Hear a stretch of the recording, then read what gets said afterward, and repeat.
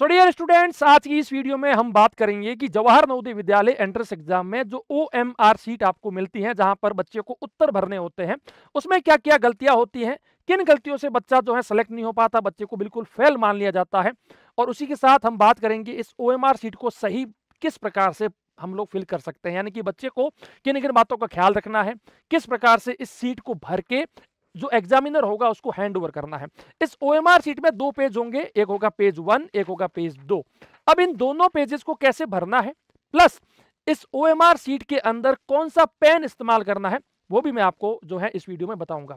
इस पेन का लिंक आपको वीडियो के नीचे मिल जाएगा वैसे, लेकिन जैसे कि मेरे पास बहुत सारे यहाँ पर पड़े हैं ये पेन। अब ये पेन ज्यादा महंगे भी नहीं है, 2-4 रुपए के पेन है, ठीक है, बट ये पेन बहुत ही बेहतर पेन है।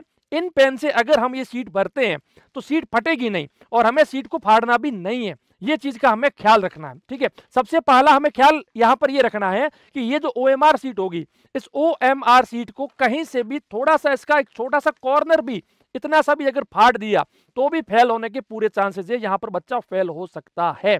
तो OMR सीट को फटने नहीं देना है, ना ही कहीं से ये जो इस प्रकार से थोड़ा सा फाड़ दिया या फिर बच्चे ने कहीं पर भी मार्क कर दिया, तो ये बहुत सारी बातें हैं और यहाँ पर बहुत सी ऐसी गलतियां हैं जो बच्चा कर सकता है। वही गलतियां मैं आज की वीडियो में आपको जो है बताने वाला हूं। अब जैसे कि सबसे पहले मैंने आपको ये बताया कि OMR सीट को कहीं से भी फाड़ना नहीं है, ठीक है, पहली बात ये हो गई। बहुत सारे बच्चों की जो है गलती से पड़ जाती है, कुछ बच्चे पता नहीं किस प्रकार से फाड़ देते हैं, तो वो चीज एक तो नहीं होनी चाहिए। दूसरा, हमें इसको किसी प्रकार से फोल्ड नहीं करना है, जैसे कि बहुत सारे बच्चे क्या करते हैं कि इसको ऐसे फोल्ड करके रखते हैं, ये भी हमें नहीं करनी है। अगर ऐसी फोल्डिंग भी करी तो ये एक्चुअल में OMR सीट जो होती है, ये OMR सीट चेक होती है मशीन से, ठीक है। अब अगर ऐसी फोल्ड कर ली तो मशीन इसको एक्सेप्ट नहीं करेगी, और जब एक्सेप्ट नहीं करेगी तो आपके बच्चे का जो है स्कोर नहीं मिलेगा, यानी कि उसके मार्क्स आपको नहीं मिल पाएंगे, और जब मार्क्स नहीं मिलेंगे तो बच्चा का सिलेक्शन भी नहीं होगा। दूसरा, अब एक चीज क्या करनी है, जो बच्चे को प्रश्न पत्र मिलेगा उस प्रश्न पत्र के ऊपर यहां पर देखो, प्रश्न पत्र की साइड में, इस साइड में प्रश्न पत्र की कुछ लिखा होगा, ABCD कुछ भी ऐसा, वो जो लिखा हुआ होगा वो यहां पर इसके साथ में मैच होना चाहिए।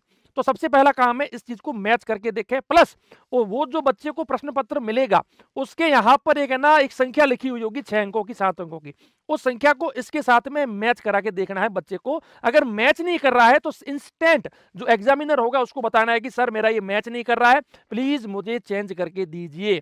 क्योंकि अगर यहां पर गलती हो गई, बच्चे ने ये चीज सही से चेक नहीं करी, ये सही से चेक नहीं करी, तो बच्चा यहां पर फेल माना जाएगा, क्योंकि उसकी कैलकुलेशंस रॉन्ग हो जाएगी, उसके मार्क्स जो है वो रॉन्गली कैलकुलेट होंगे, है ना। तो ये चीज आपको जो है ख्याल रखना है। दूसरा, अब जैसे कि मैंने क्या कहा, इसको मोड़ना नहीं है, इसको फाड़ना नहीं है, अगर फाड़ दिया कर दिया तो अब ये सीट चेक नहीं होगी। अब हम बात करते हैं कि सर चलो फाड़ेंगे नहीं, इसको किस प्रकार से भरेंगे।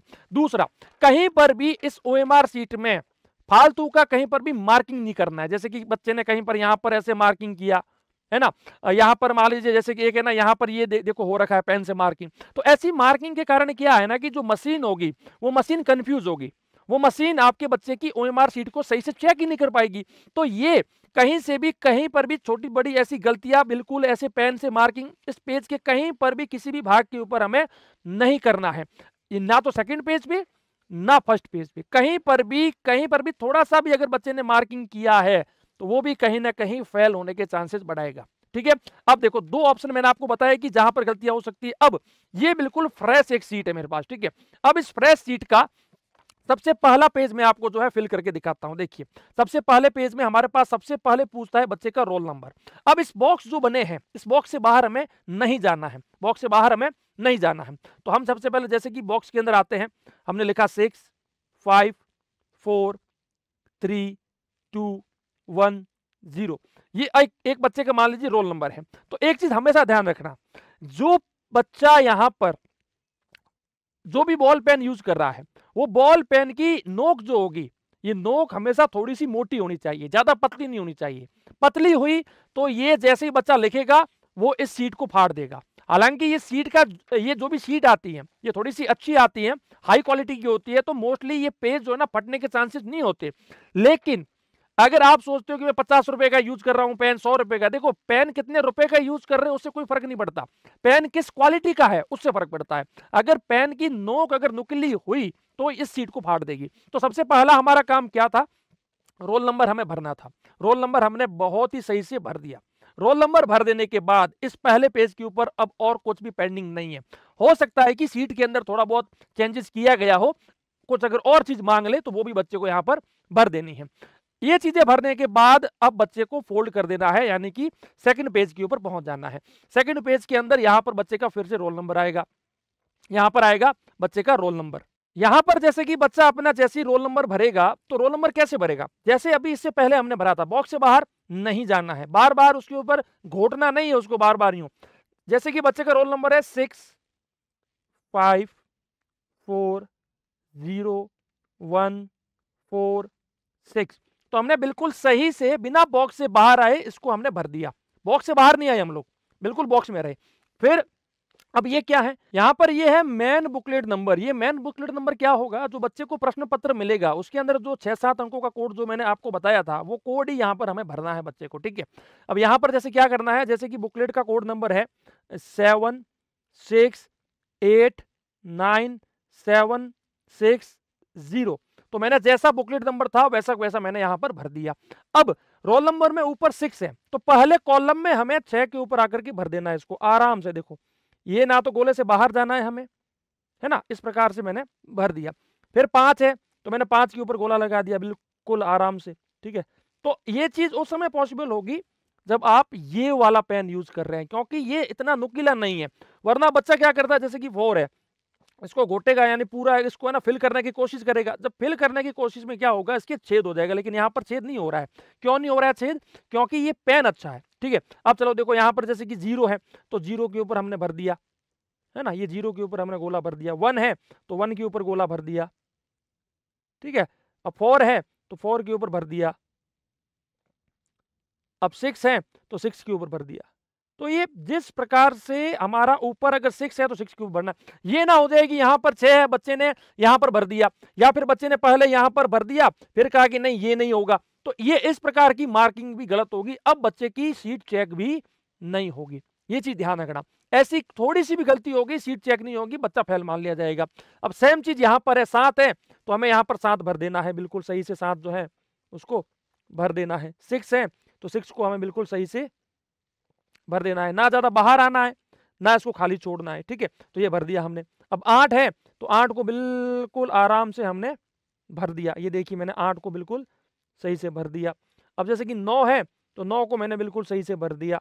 ठीक है, अब चूंकि मैं वीडियो बना रहा हूं तो हो सकता है कि कुछ यहाँ वहां हो रहा है, लेकिन फिर भी ये सही है, इसको भी आपको कोई रॉन्ग नहीं मानेगा। ठीक है, जैसे कि 7 है तो 7 को मैंने बिल्कुल सही से भर दिया, ये 7 भी हमारा हो गया। 6 है तो मैंने 6 को भी भर दिया। ठीक है, 6 को भी मैंने भर दिया, और 0 है तो मैंने 0 को भी भर दिया। ठीक है, तो ये इस प्रकार से हमें जो है इस साइड वाला सेक्शन पहले फिल कर देना है। ये वाला सेक्शन पूरा होने के बाद यहाँ पर जैसे कि देखो बच्चे का नाम आएगा। अब जैसे कि एक बच्चे का नाम है राकेश, तो मैं क्या करूंगा, बड़े अक्षरों में लिखना है राकेश, RAKESH। अब उसके बाद क्या है, फॉर एग्जाम्पल है राकेश सोलंकी, तो SOLANKI। ठीक है, इस प्रकार से भर देना है। अब उस बच्चे का फादर का नाम क्या है, जैसे कि उस बच्चे का फादर का नाम है मोहन मान लीजिए, तो